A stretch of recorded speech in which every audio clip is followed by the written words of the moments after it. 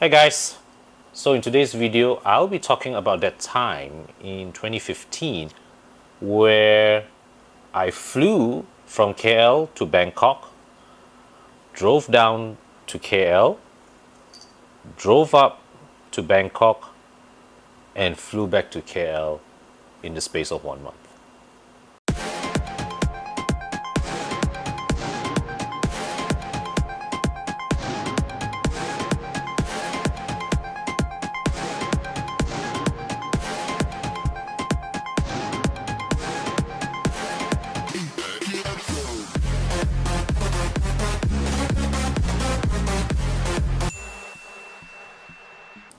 So in March 2015, Mazda invited the Malaysian media to Thailand. All right, they were giving us a taste. They wanted to give us a taste of their new generation diesel engines. There was a time when they were teasing about the Skyactiv D diesel engines, but they had not launched it yet in Malaysia.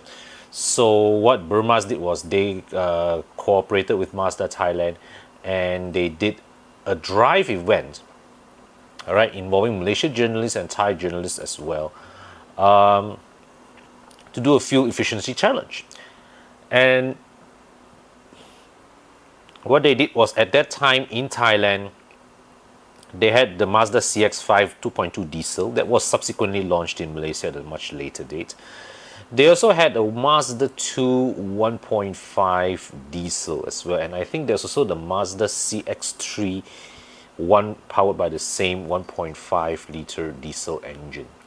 So to highlight the fuel saving potential of diesel engines, naturally what they did was they did a fuel efficiency challenge. And the challenge that they did was they flew us to Bangkok, and we're supposed to drive the cars back into Malaysian soil without refueling. And it's a fuel efficiency challenge. There were prizes on the table to be won. So that drive, I was in a Mazda 2. All right, and I was partnered with Durrani that time from BH Auto. Now he's with the Bahasa Malaysia website of poltan.org. And so what was planned was that they had plotted a 1,041 kilometer journey from Bangkok, stop over at Suratani, and then crossing the border at Bukit Kayu Hitam, and finally refueling at Changlun. And then after that, from Changlun, we drove to Penang, spent one night in Penang, then next day we drove back down to KL. Okay, so let's talk about the cars. And of course, here in this article that I wrote in Auto World, there was a bit of an introduction. So of course, we know Mazda Skyactiv diesel engines, they run on 14:1 compression ratio, just like their petrol counterparts. Now, the significance of this, right, where the diesel engine is concerned, by running this low compression ratio, the Mazda Skyactiv diesel engines therefore have reduced nitrogen oxide emissions, all right, compared to other diesel engines of comparable performance. The other thing is that because of the lower compression ratio, there is less physical stress on the engine, and that means that Mazda can use lighter parts for their diesel engines, and that explains why Mazda diesels, in compared to say even a BMW diesel, is much smoother revving. Now, although this also means that in comparison to most European diesel engines, the Mazda Skyactiv D isn't as punchy, isn't as outright punchy, and neither is it as fuel efficient. Okay, so but the trade-off is that the Skyactiv diesel engines, they are very, very, very smooth. Okay, so the CX-5 had a 2.2 liter Skyactiv D, whereas the Mazda 2 had the 1.5. So the 1.5 is actually the more advanced version of the engine compared to the 2.2 because it's the newer engine and it had newer technologies such as variable geometry turbocharging, a stepped piston top, and high dispersion fuel spray from its injectors to minimize heat loss through the engine wall. Okay, so that's the cars. Then what about the setup of the fuel efficiency challenge? And the organizers of this fuel efficiency challenge, they took their task very seriously, and they imposed some limits on the car. So they put stickers on the bonnet, on the fuel lid, to prevent cheating, to prevent people from quietly refueling the car. And one thing that they did, one restriction that they did, and I'm very thankful for, is that they put a plastic box to cover the aircon controls. So it means that everybody's aircon, you see, and the thing is that air conditioning usage is a very big variable in determining your fuel consumption. So what they did was they set everybody's air conditioning to the same, all right, identical setting for every car's aircon, and then they put a plastic box to cover the aircon controls. So it means that every time when you start your engine, you drive, your aircon is fixed on in that position. Okay, so another thing that they did was that they put stickers on the side mirror as well. So this is of course to discourage people from folding in the side mirrors in a misguided attempt to create better aerodynamics. Now this is now I need to digress a bit. A few years before this challenge, I was in another fuel efficiency challenge. That time I was paired with my good friend Uncle Chips, now formerly from Motor Trader, now in Piston.my. We were doing a fuel efficiency challenge with the Nissan Sylphy, and at that time he actually made me go all the way from KL to Malacca in aircon off. All right, so yeah, so when I went for this one and I saw that they sealed the aircon controls, everybody have to drive with aircon on, I was actually very happy about it. So the other important control mechanism was that they have time control stations. All right, and so they have 7 time control stations, and what this means is that, right, so on the route book, on the route plan, they will tell you that by certain time you have to reach station A, then station B, station C, station D. If you exceed that allocated time, what they will do is that there will be a penalty imposed, and at the end of the day, your average fuel consumption rate, all right, your average fuel consumption number, which is the figure that determines whether you win or lose, they will add an extra 0.3 liters per 100 kilometer for every 5 minutes which you are late to your checkpoint. So if you accumulate all that lateness, all right, you every time, so every 5 minutes, let's say you're late by a total of 10 minutes, whatever figure that whatever average consumption figure that you accumulate, that they calculate for you, they will add 0.6 liters per 100 kilometer, and that immediately puts you on a disadvantage. If over that route of 7 stops you accumulate more than 30 minutes of lateness, you're disqualified. So this to me, right, is a very important mechanism in ensuring that your fuel efficiency challenge goes within schedule, because otherwise what a lot of people will do is that in a fuel efficiency challenge, if you don't impose a time control, they will just crawl and crawl and crawl at the lowest speed that they can, okay, to reach a destination, and will just drag the time on. So imposing a time control to me makes sense, and it's something that I appreciate.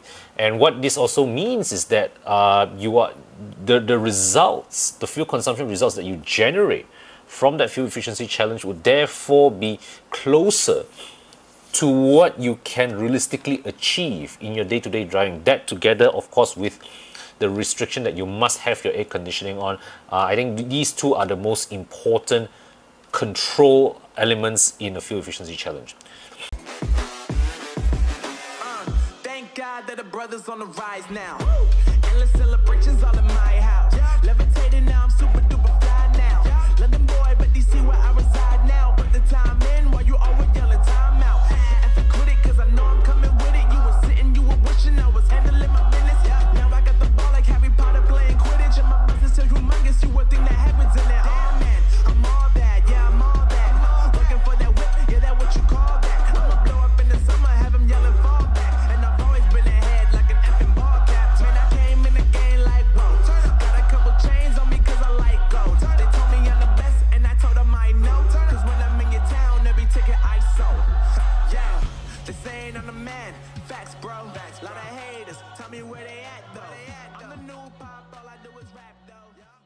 it was a Monday morning, and they flagged us off from Wern's Mazda. Yep. So the Wern's group, they operate the Mazda dealership in Bangkok, 7 a.m. on a Monday morning, and our first control station was in a rest stop in Pranburi, some 222 kilometers away from our flag off. So it was traffic jam at that time, and in that jam, all right, there was one I don't know, turning, right, which was very easy to misread on the GPS, and a few cars went off the wrong path. Our car was lucky. I managed to read. I was co-driver at the time. I managed to read the turning correctly at just the right time. We got us onto on the correct route, okay, and yeah. So and we were, I think, the only car in our group that was on the correct route, and we were the first to reach the first control rest, first time control stop. All right, and we reached it with just 1 minute to spare. So everyone else who reached after us, they were immediately crippled because they reached after they were immediately handicapped because they reached after the designated time, and as a result they automatically they had the time fuel consumption time penalty on their scorecard. It's a bit like that the player who got a yellow card after just 5 minutes of playing football, and you still have 85 minutes to go, right? If you accumulate another yellow card, you're red carded. So from Pranburi, we had just an hour to reach the next stop, which is 73 kilometers away at Plon Samut. So from a timing perspective, that was the tightest leg of the journey, and that was the leg where I think we had to speed a bit, and even then also we arrived just in time, all right, just ngam in time, at almost on the dot 1 hour. So the thing with fuel efficiency challenge is that, right, it's not about just driving slow, feathering your throttle, but when you have a time control element, it is also very important that your co-driver is continuously monitoring your ETA to tell you to adjust your speed so that you are able to reach your destination within your allotted time.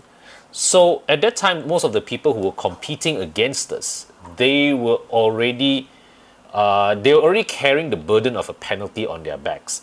So my partner and I, Durrani, we very quickly came to the realization that all we have to do was to ensure that we do not reach any of our stops late, and we are pretty safe in our in winning our prize. So yeah, so that was the one stop. Then after lunch, the next stop was at Suratani. Okay, then we had to make one stop at Chumpon. Okay, so at the end of day one, we covered 658 kilometers, and I can't remember was it day one or day two, but there was a very gruesome tale that on one of the rest stops, right? We were at a petrol station.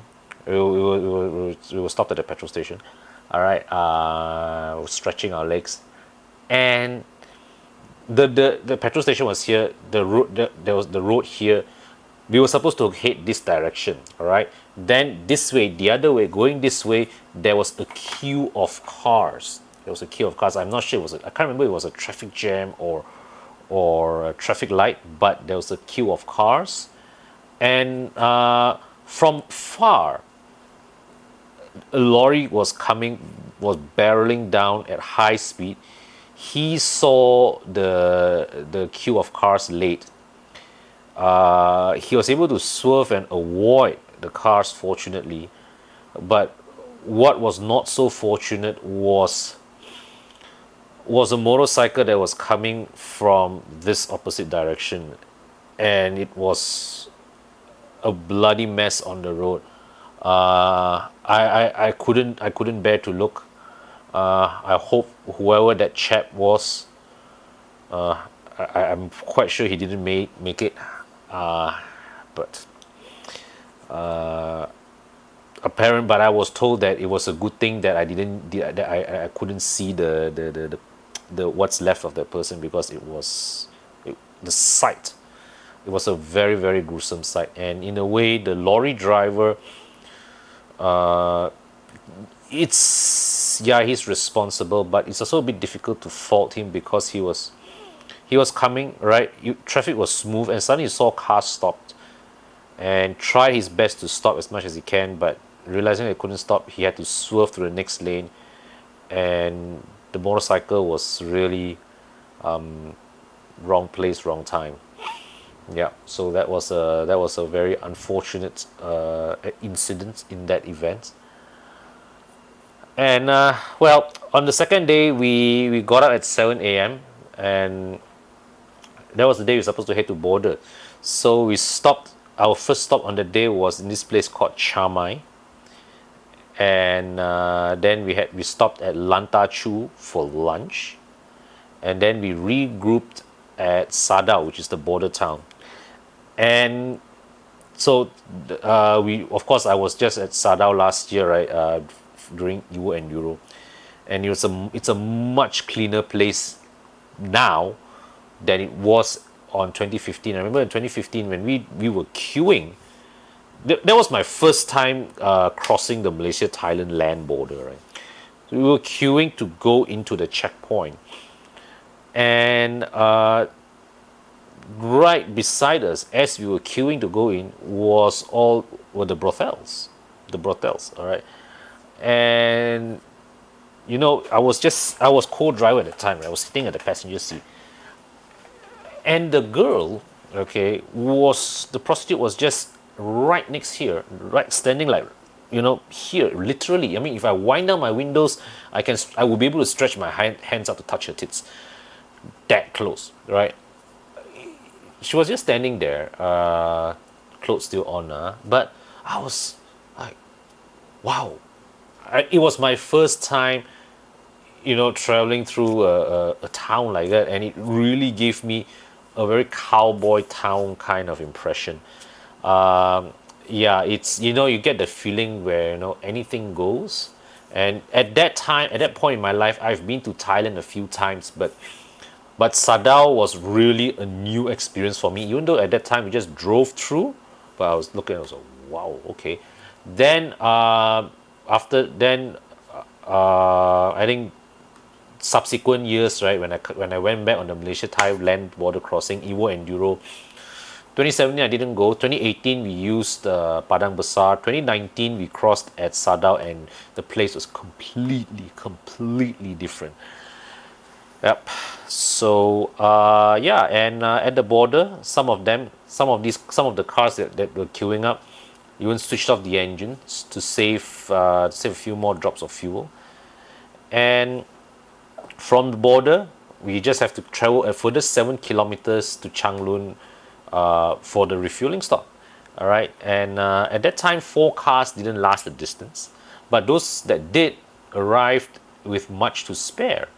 And on our car, our trip computer actually, the projected range in our trip computer suggested that it's even possible for us to reach Penang. And apparently they thought about it during the planning stage, but they decided not to do it because of concerns of driving to Penang during peak traffic hours. So they decided that, since they will be reaching the Malaysia-Thai border at about afternoon, best to refuel everybody at Changlun, and everybody just drive at their own pace to Penang. All right, and yeah, so later at Penang at night, over dinner, results were announced. And so what I did was, earlier at Changlun, what happened was, just They just refuel every car to the brim. All right, so they calculated everybody's fuel consumption, everybody's amount of fuel, all right, amount of fuel used, and divided over 1041 kilometers to get your official liters per 100 kilometer number. Which, now, to be honest, definitely this is not the actual fuel consumption number, but I think the idea the organizers wanted was that they wanted something that everybody, that, to give everybody a common baseline on. And yeah, so it's just the amount of fuel that you pumped into the car, full tank, and divided by 1041 kilometers. Everybody same distance. Amongst the Mazda 2s, the official fuel consumption range from 2.72 to 3.53 liters per 100 kilometer. But after they adjust for the penalties, some cars, the numbers became 3.01 to 4.66. Durrani and me managed 3.24 liters per 100 kilometer. But I remember we were the top. We were like, I think the Mazda 2 cars were divided into two groups: Malaysian journalists and Thai journalists. I remember we were the best in our group. And yeah, I know that because I won the Microsoft Surface as a prize. So pretty sure we got a good number.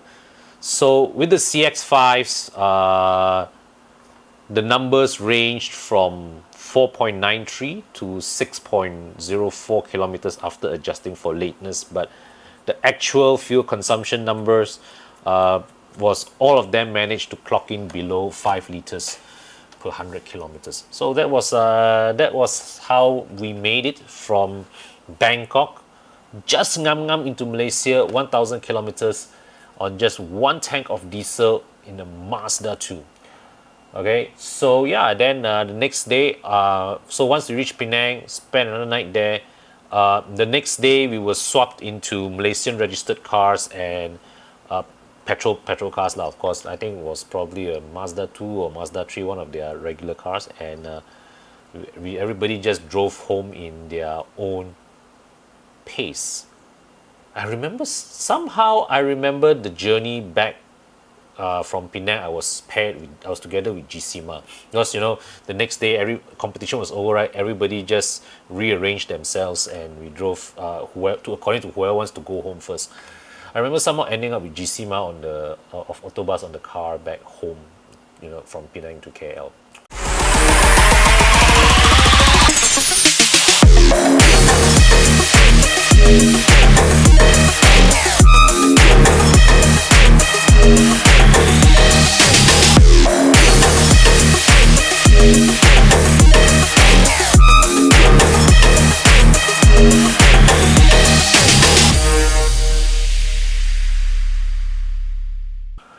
So that was March, and on April I drove from KL to Bangkok. So this was in the Mercedes E300 Blue Tech Hybrid. And what happened with this one? This one had a background story to it. So in early 2015. No, sorry. Before that, in early 2015, Mercedes-Benz previewed the E300 Blue Tech Hybrid. All right, before it was launched, and that was the event that I first met Mark Rain. All right, and during that event, I asked a question. Now, before that, I think it was either 2013 or 2014. Andrew Frankel of Autocar UK. All right, drove an E300 Blue Tech Hybrid from Morocco to the UK, covering 1,963 kilometers on one tank of diesel. So, I mean, see, the thing is that the E300 Blue Tech Hybrid, it is naturally advantaged to be a long-distance cruiser because, for starters, it already has a diesel engine. And when you chuck in a hybrid motor to fill in the gaps in certain occasions, what you have is a car that is already efficient with being given the tools to further enhance its efficiency. So to recap some facts, the E300 has the 204 horsepower 2.1 liter turbo diesel engine from the E250 CDI. Now the E250 CDI was never offered in Malaysia, okay, for the record. And what they have is that they have a 27 horsepower electric motor that is buried inside the 7-speed automatic transmission. So apparently the E300 Blue Tech Hybrid is 0.4 seconds faster from 0 to 100 against the E250 CDI, and it's also 0.8 liters per 100 kilometer more fuel efficient than the E250 CDI. So at the Q&A of the E300 Blue Tech Hybrid launch, I asked Mark Rain, I said, hey, you know, your launch gimmick, you are showing this accomplishment by Andrew Frankel, right? Are you guys going to let Malaysian journalists try to repeat this feat, this challenge? And I think I remember he said something along the lines of, "You see, you know, typical Mark Rain."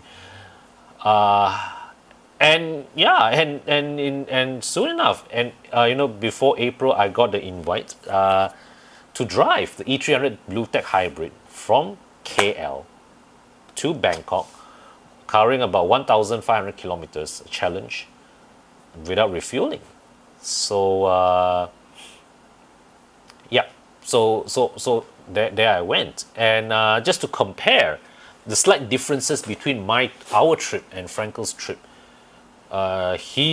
Frankel drove 27 hours non-stop. We spent a total of 22 hours on the road, but you know, we stayed the night in two different locations. First in Hap Jai, and then after that in Shumpon. So all 8 of us, we were competing against each other to get the best fuel consumption. Now there were no generous prizes involved in there. There was some, I think the winner got some Mercedes merchandise, but nothing like, you know, iPhones lah, iPads lah, or cash lah, that kind of thing. Everybody was just competing for pride. So yeah, the other thing about Frankel's trip was that there were some stretches he drove with his air conditioning off, and that was not something that I was prepared to do, as I explained earlier, because you know, there was a point that we read 41 degrees external temperature, so aircon off, no way, absolutely no way, man. I'd rather lose. So there were also some differences in the specs of the cars that we got in Malaysia versus the one that Andrew Frankel had for his challenge. So the Malaysia spec E300 Blue Tech Hybrid at that time lah, I'm not sure if that changed later on, but at that time we were the only market to get a Euro 2 tune of the E300 Blue Tech Hybrid. Everywhere else in the world, the E300 Blue Tech Hybrid would be a Euro 6 car. So Malaysia, the only one to get a Euro 2 spec. And the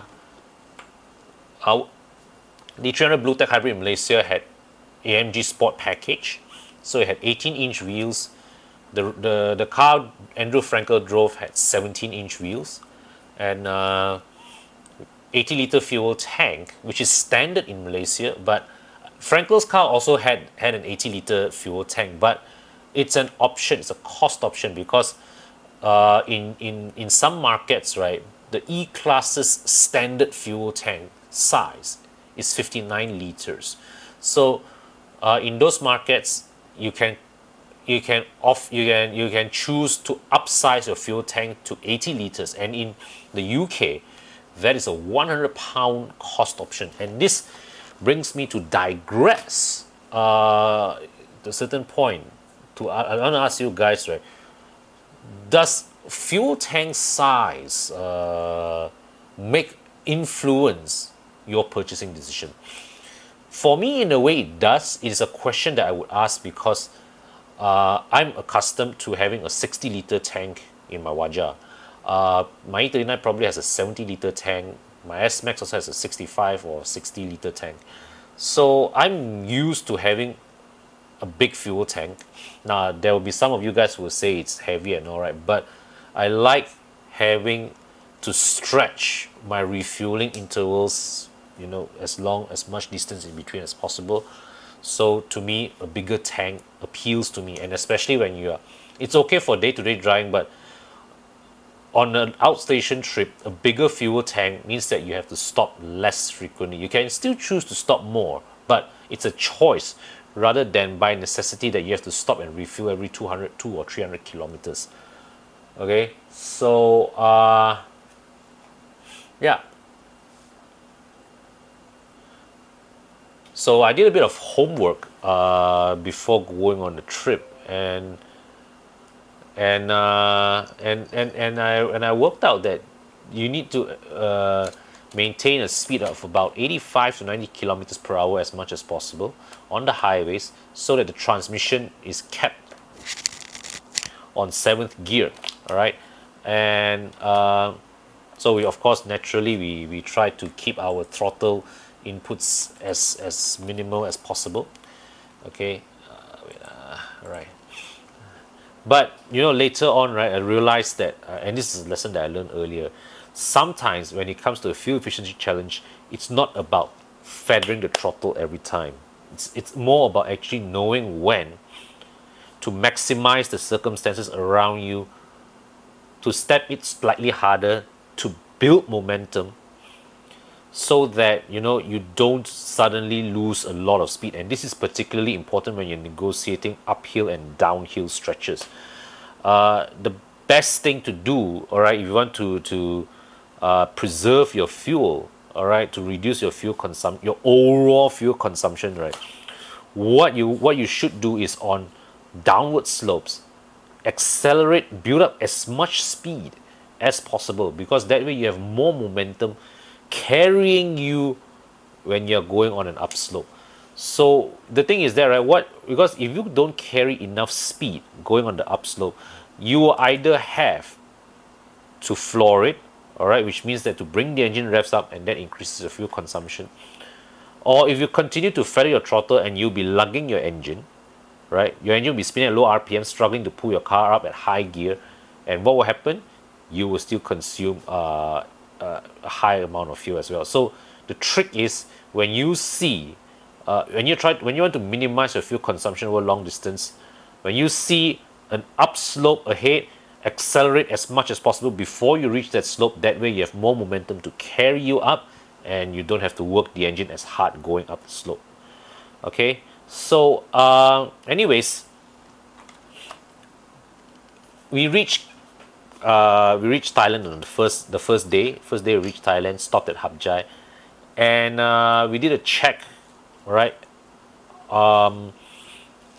my car was reading 4.9, average of 4.9 liters per 100 kilometer on the trip computer, and this is despite, right, from Juru to Bukit Kayu Hitam, we actually have to speed up a bit so that we reach the border so that we can reach the border before sunset. All right, but yeah, we managed a very commendable 4.9 liters per 100 kilometer. And on the second day, after day 2, we clocked. We were my was that time was 1,000 kilometers from KL already, and our fuel gauge, my car was at the halfway mark, and the trip computer was reading 4.7 liters per 100 kilometer. Projected range was 650 kilometers. Which was well enough to get us to Bangkok already. So on the last day, the remaining 500 kilometers to Bangkok, we had a lunch stop in Hua Hin. All right, that was the site. That was our destination for Enduro 2018, and that day, right, we all just went crazy. All of us, right, we were just trying to outdo each other. It was like game on. It's game on. So we were pulling all the tricks from the book lah. Some of us were even some of us actually went as far as switching off the air conditioning at that by that time during the evening. So Queenie. So apparently, by the time end of day 3, my car averaged 4.5 liters per 100 kilometer, which was well, impressive enough. But what's more impressive is when we reached our showroom, when we reached Bangkok, that's about at the end of 1,500 kilometers, the readouts, the trip computer projected if we continue our current driving style, we still have another 428 kilometers to go, and the fuel gauge was just there right at the quarter mark. So the other cars, the fuel consumption was ranging between 4.3 to 5.4 kilometers per 100 liters per 100 kilometer. All made it.